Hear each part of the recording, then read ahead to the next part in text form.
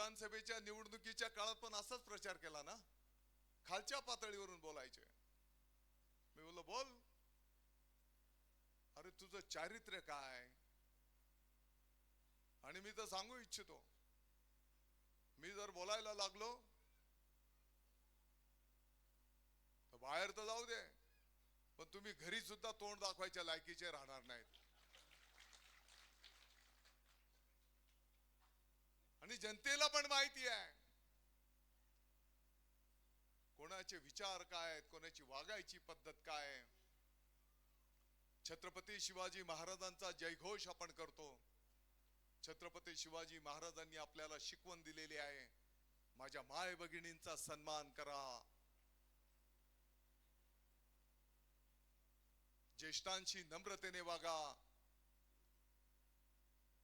आणि मग एका कार्यकर्त्याने त्याला विचारलं, अरे बाबा तुझ्या एकाच घरामध्ये 3-4 तिकीट का बरं घेतली. तर त्याने सांगितलं, म्हणे मंत्री महोदय दादा भाऊ भुसेंनी एवढी कामं केली की त्यांच्या पॅनलच्या समोर कोण उभं राहायलाच बोलत नव्हतं, म्हणून आम्ही उभं राहिलो. आम्हाला बलिदान द्यावं लागलं.